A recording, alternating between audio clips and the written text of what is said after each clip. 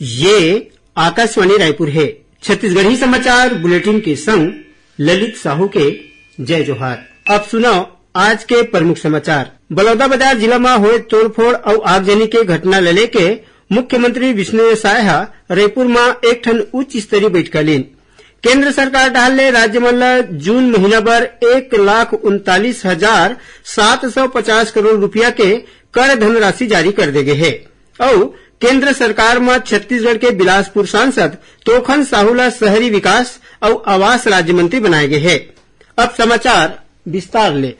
बलौदाबाजार जिला में हुए तोड़फोड़ और आगजनी के घटना ले लेके आज मुख्यमंत्री विष्णुदेव साय अपन निवास कार्यालय में एक ठन उच्च स्तरीय बैठक लीन। ये बैठक में उप मुख्यमंत्री विजय शर्मा और अरुण साव के संगे संग राज्य सरकार के 5 जन मंत्रीमंडल मौजूद रहे। ओती तोड़फोड़ और आगजनी के जांच शुरू कर दे गए है और कुछ एक मनखे मनु पर FIR दर्ज करे के समाचार मिले हैं। उन्हें उप मुख्यमंत्री विजय शर्मा बलौदाबाजार जिला मुख्यालय में काली करे गए तोड़फोड़ और आगजनी घटना के जायजा लीन। उखर संग खाद्य मंत्री दयालदास बघेल और राजस्व मंत्री टंकराम वर्मा घलो मौजूद रहीन। श्री शर्मा कलेक्टर और SP के घटना के जम्मो जानकारी लीन। संगे संग ओमन परिसर में हुए आगजनी में जिला पंचायत, कुटुम्ब न्यायालय, जनपद पंचायत कार्यालय के संगे संग शहर के घलो जायजा लीन। श्री शर्मा दोषी मन के खिलाफ सख्त कार्रवाई करे के निर्देश अधिकारी मन ला दीन।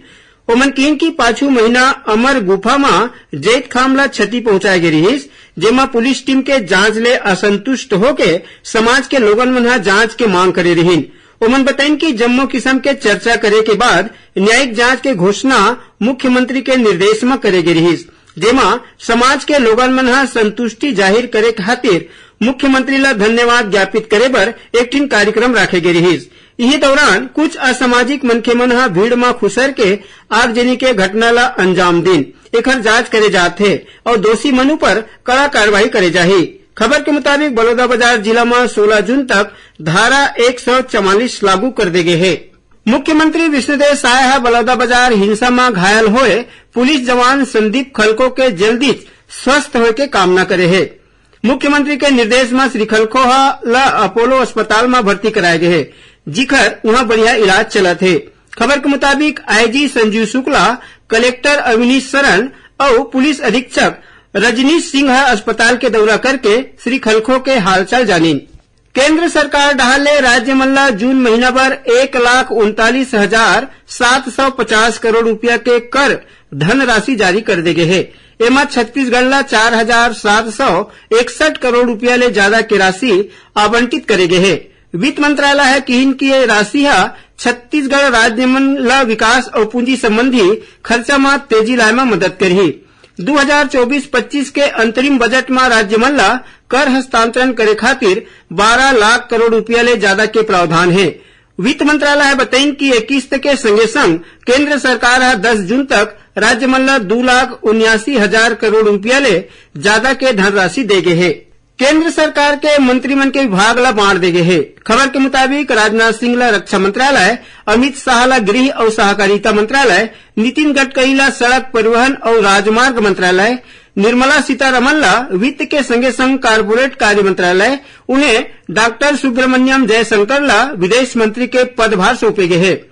जगत प्रकाश नड्डा ला स्वास्थ्य और परिवार कल्याण के संगे संग रसायन और उर्वरक मंत्री बनाए गए है। शिवराज सिंह चौहान ला कृषि, किसान कल्याण और ग्रामीण विकास मंत्रालय के पदभार सौंपे गए है। अश्वनी वैष्णव ला रेल मंत्रालय के संगे संग सूचना तथा प्रसारण मंत्रालय के पदभार दे गए है। हरियाणा के पूर्व मुख्यमंत्री मनोहर लाल खट्टर ला आवास और शहरी विकास मंत्री के संगे संग ऊर्जा मंत्रालय के जिम्मेदारी दे दी गई है। किरेन रिजिजू ला संसदीय कार्य मंत्री, अन्नपूर्णा देवी ला महिला बाल विकास मंत्री, चिराग पासवान ला खाद्य प्रसंस्करण मंत्री, ज्योति आदित्य सिंधिया ला संचार मंत्रालय, HD कुमार स्वामी ला भारी उद्योग मंत्री, बिहार के पूर्व मुख्यमंत्री जीतन राम मांझी ला सूक्ष्म लघु और मध्यम उद्यम मंत्री, सर्वदानंद सोनोवाल ला जहाजरानी मंत्री, राजीव रंजन सिंगला उर्फ लल्लन सिंगला पंचायती राज और प्रहलाद जोशी ला उपभोक्ता मंत्रालय के जिम्मेवारी दे गए है। गिरिराज सिंह ला कपड़ा मंत्रालय, भूपेंद्र यादव ला पर्यावरण मंत्रालय, हरदीप सिंह पुरी ला पेट्रोलियम, मनसुख मंडाविया ला खेल मंत्री डॉक्टर एल मुरुगन ला सूचना और प्रसारण मंत्रालय में राज्य मंत्री बनाए गए हैं। उन्हें छत्तीसगढ़ के बिलासपुर सांसद तोखन साहू ला शहरी विकास और आवास राज्य मंत्री बनाए गए हैं। छत्तीसगढ़ी समाचार बुलेटिन ला आप मन आकाशवाणी रायपुर ले सुना था। छत्तीसगढ़ के खबर ले है आपके वास्ता और खबर के विश्वसनीयता ले है हमार वास्ता। आकाशवाणी समाचार रायपुर के प्रादेशिक समाचार बुलेटिन के संगे संग हमार समसामयिक कार्यक्रम आप रेडियो के संग अपन मोबाइल में घलो सुन सकत हो। आकाशवाणी समाचार फेसबुक, ट्विटर और यूट्यूब में घलो हावय। हमार फेसबुक पेज हरे Chhattisgarh news on AIR, Twitter handle CGAIR news और हमार यूट्यूब चैनल हरे छत्तीसगढ़ AIR न्यूज।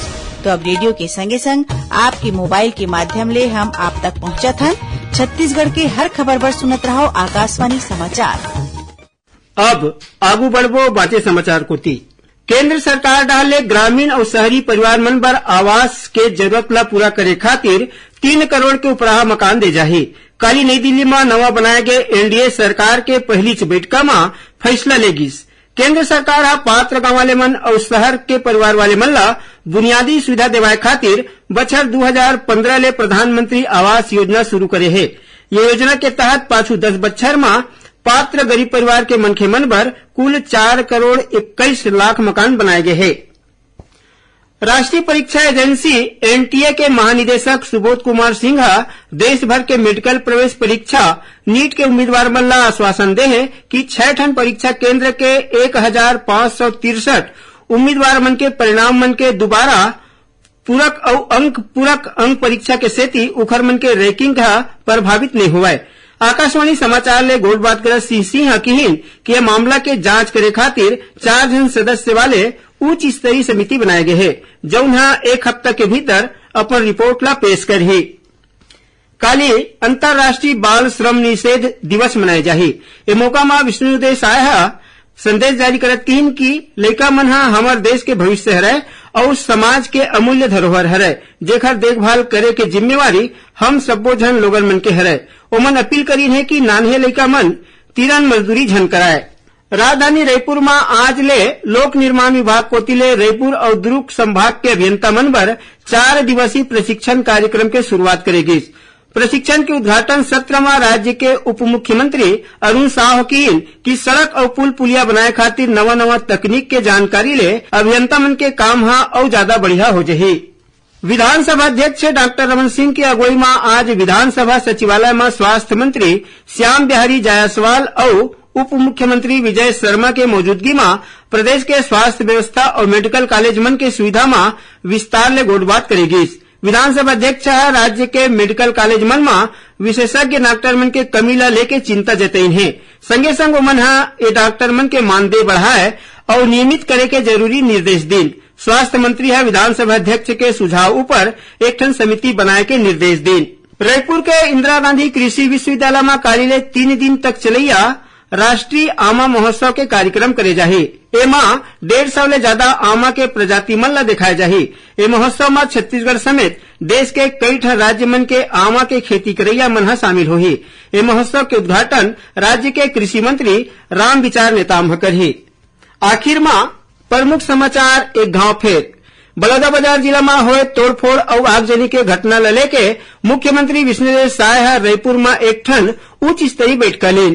केंद्र सरकार डाले राज्य मन जून महीना भर 1,39,750 करोड़ रुपया के कर धनराशि जारी कर दे है और केंद्र सरकार में छत्तीसगढ़ के बिलासपुर सांसद तोखन साहू ला शहरी विकास और आवास राज्य मंत्री बनाए गए हैं। एक संग छत्तीसगढ़ी समाचार बुलेटिन यही सिरावत है। जय जोहार।